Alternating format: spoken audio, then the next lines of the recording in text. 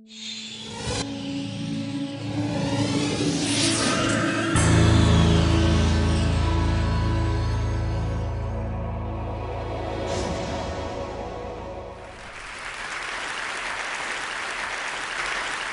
here to talk about the wonder and the mystery of conscious minds.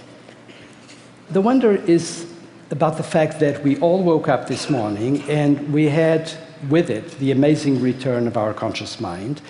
We recovered minds with a complete sense of self and a complete sense of our own existence. And we hardly ever pause to consider this wonder. We should, in fact, because without having this possibility of conscious minds, we would have no knowledge whatsoever about our humanity. We would have no knowledge whatsoever about the world. We would have no pains, but also no joys. We would have no access to love or to the ability to create. And of course, Scott Fitzgerald said famously that he who invented consciousness would have a lot to be blamed for, but he also forgot that without consciousness you would have no access to true happiness and even to the possibility of transcendence. So much for the wonder. Now for the mystery. This is a mystery that has really been extremely hard to elucidate, all the way back into early philosophy and certainly throughout the history of neuroscience. This has been one mystery that has always resisted elucidation, has caused major controversies, and there are actually many people that think that we should not even touch it, we should just leave it alone, it's not to be solved. I don't believe that, and I think the situation is changing. It would be ridiculous to claim that we know how we make consciousness in our brains, but we certainly can begin to approach the question, and we can begin to see the shape of a solution. And one more wonder to celebrate is the fact that we have imaging technologies that now allow us to go inside the human brain and be able to do, for example, what you're seeing right now. These are images that come from Antonio Damasio's lab and which show you in a living brain the reconstruction of that brain. And this is a person who is alive. This is not a person that is being studied at autopsy. And even more, and this is something that one can be really amazed about, is what I'm going to show you next, which is going underneath the surface of the brain and actually looking in the living brain at real connections, real pathways. So all of those colored lines correspond to bunches of axons, the fibers that join cell bodies to synapses, and I'm sorry to disappoint you, they don't come in color, but at any rate, they are there. The colors are codes for the direction, for whether it is back to front or vice versa. At any rate, what is consciousness? What is a conscious mind? And we could take a very simple view and say, well, it is that which we lose when we fall into deep sleep without dreams, or when we go under anesthesia, and it is what we regain when we recover from sleep or from anesthesia. But what is exactly that stuff that we lose under anesthesia or when we are in deep, dreamless sleep? Well, first of all, it is a mind, which is a flow of mental images. And of course, consider images that can be sensory patterns, visual, such as you're having right now in relation to the stage and me, or auditory images, as you're having now in relation to my words. That flow of mental images is mind. But there is something else that we're all experiencing in this room. We are not passive exhibitors of visual or auditory or tactile images. We have selves. We have a me that is automatically present in our minds right now. We own our minds, and we have a sense that it's every one of us that is experiencing this, not the person who is sitting next to you. So in order to have a conscious mind, you have a self within the conscious mind. So a conscious mind is a mind with a self in it. The self introduces a subjective perspective in the mind, and we are only fully conscious when self comes to mind. So what we need to know to even address this mystery is, number one, how minds are put together in the brain, and number two, how selves are constructed. Now, the first problem is relatively easy. It's not easy at all, but it is something that has been approached gradually in neuroscience. And it's quite clear that in order to make minds, we need to construct neural maps. So imagine a grid like the one I'm showing you right now, and now imagine within that grid, that two-dimensional sheath, imagine neurons. And picture, if you will, a billboard, a digital billboard, where you have elements that can be either lit or not. And depending on how you create the pattern of lighting or not lighting the digital elements, or for that matter, the neurons in the sheath, you're going to be able to construct a map. This is, of course, a visual map that I'm showing you, but this applies to any kind of map, auditory, for example, in relation to sound frequencies, or to the maps that we construct with our skin in relation to an object that we palpate. Now, to bring home the point of how close it is, the relationship between the grid of neurons and the topographical arrangement of the activity of the neurons and our mental experience, I'm going to tell you a personal story. So if I cover my left eye, I'm talking about me personally, not all of you. If I cover my left eye, I look at the grid pretty much like the one I'm showing you. Everything is nice and fine and perpendicular. But some time ago, I discovered that if I cover my left eye, instead, what I get is this. I look at the grid, and I see a warping at the edge of my central left field. Very odd. I've analyzed this for a while. But some time ago, through the help of an ophthalmologist colleague of mine, Carmen Puliafito, who developed a laser scanner of the retina, I found out the following. If I scan my retina through the horizontal plane that you see there in the little corner, what I get is the following. On the right side, my retina is perfectly symmetrical. You see the going down towards the fovea, where the optic nerve begins, but on my left retina, there is a bump, which is marked there by the red arrow, and it corresponds to a little cyst that is located below. And that is exactly what causes the warping of my visual image. So just think of this. You have a grid of neurons, and now you have a plain mechanical change in the position of the grid, and you get a warping of your mental experience. So this is how close your mental experience and the activity of the neurons in the retina, which is a part of the brain located in the eyeball, or, for that matter, a sheath of visual cortex. So from the retina, you go on to visual cortex, and of course the brain adds on a lot of information to what is going on in the signals that come from the retina. And in that image there, you see a variety of islands of what I call image-making regions in the brain. You have the green, for example, that corresponds to tactile information, or the blue that corresponds to auditory information. And something else that happens is that those image-making regions, where you have the plotting of all these neural maps, can then provide signals to this ocean of purple that you see around, which is association cortex, where you can make records of what went on in those islands of image making. And the great beauty is that you can then go from memory out of those association cortices and produce back images in the very same regions that had perception. So think about how wonderfully convenient and lazy the brain is. So it provides certain areas for perception and image making, and those are exactly the same that are going to be used for image making when we recall information.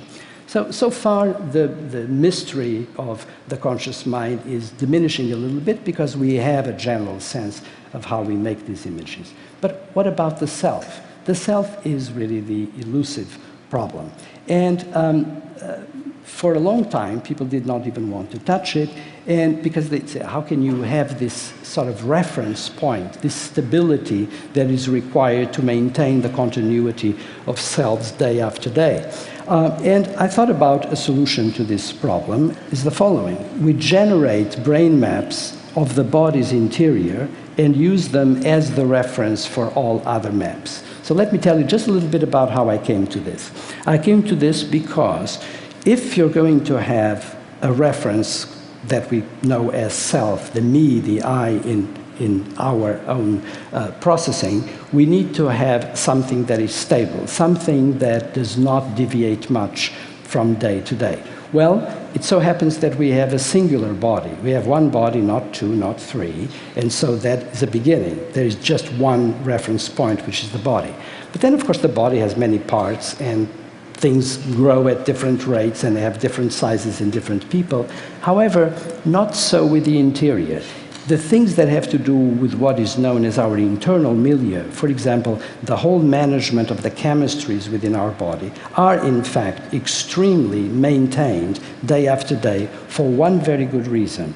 If you deviate too much in the parameters that are close to the midline of that life-permitting survival range, you go into disease or death. So we have an inbuilt system within our own lives that ensures some kind of continuity. I like to call it an almost infinite sameness from day to day. Because if you don't have that sameness physiologically, you're going to be sick or you're going to die. So that's one more element for this continuity.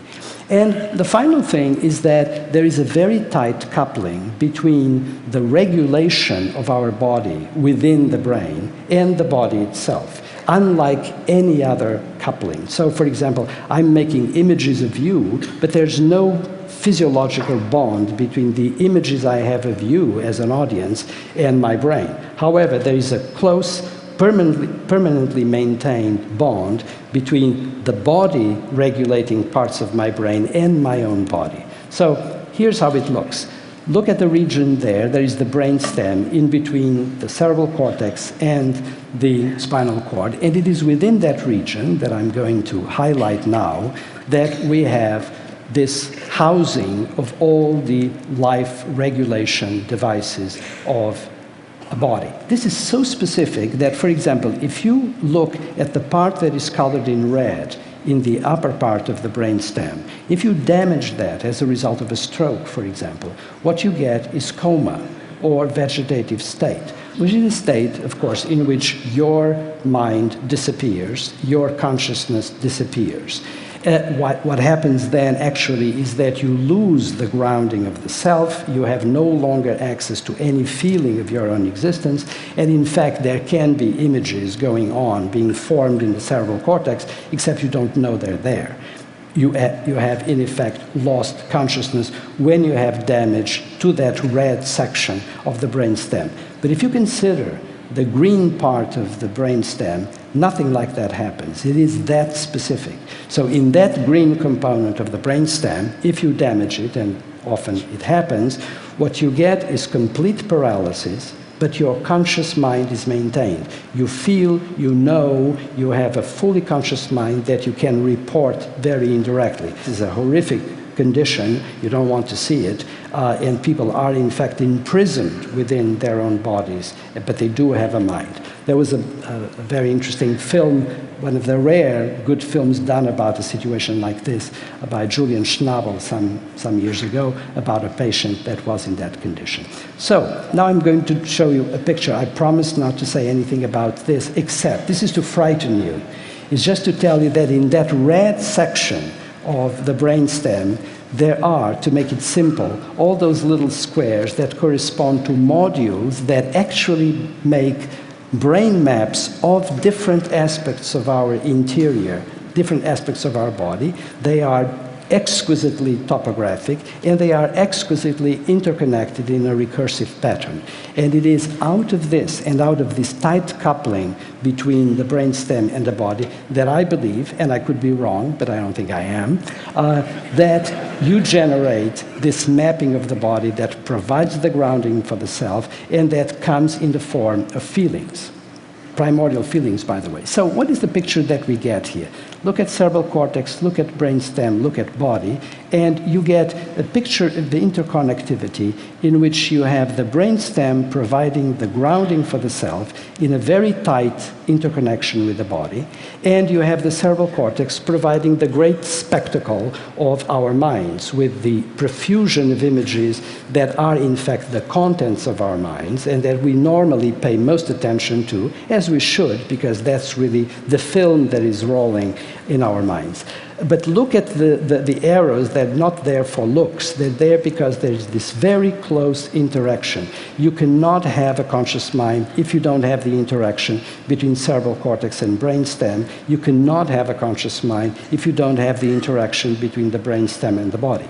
Another thing that is interesting is that the brainstem that we have is shared with a variety of other species. So throughout vertebrates, the design of the brainstem is very similar to ours, which is one of the reasons why I think those other species have conscious minds like we do, except that they're not as rich as ours because they don't have a cerebral cortex like we do. That's where the difference is, and I strongly disagree with the idea that consciousness should be considered as the great product of the cerebral cortex. Only the wealth of our minds is, not the very fact that we have a self that we can refer to our own existence and that we have any sense of a person. Now, there are three levels of self to consider: the proto, the core, and the autobiographical. The first two are shared with many, many other species, and they are really coming out largely of the brainstem and whatever there is of cortex in those species.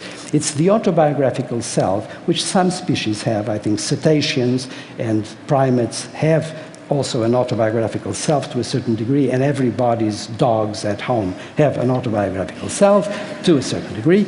But the novelty is here. The autobiographical self is built on the basis of past memories and memories of the plans that we have made. It's the lived past and the anticipated future. And the autobiographical self has prompted extended memory, reasoning, imagination, creativity, and language, and out of that came the instruments of culture: religions, justice, trade, the arts, science, technology. And it is within that culture that we really can get, and this is the novelty, something that is not entirely set by our biology. It is developed in the cultures, it developed in collectives of human beings. And this is, of course, the culture where we have developed something that I like to call sociocultural regulation. And finally, you could rightly ask, why care about this? Why care if it is the brainstem or the cerebral cortex and how this is made? Three reasons. First, curiosity. Primates are extremely curious, and humans most of all. And if we are interested, for example, in the fact that anti-gravity is pulling galaxies away from the Earth, why should we not be interested in what is going on inside of human beings? Second, understanding society and culture. We should look at how society and culture in this sociocultural regulation are a work in progress. And finally, medicine. Let's not forget that some of the worst diseases of humankind are diseases such as depression, Alzheimer's disease, drug addiction. Think of strokes that can devastate your mind or render you unconscious. You have no prayer of understanding how of treating those diseases effectively and in a non-serendipitous way if you do not know how this works. So that's a very good reason, beyond curiosity, to justify what we're doing and to justify having some interest in what is going on in our brains. Thank you for your attention.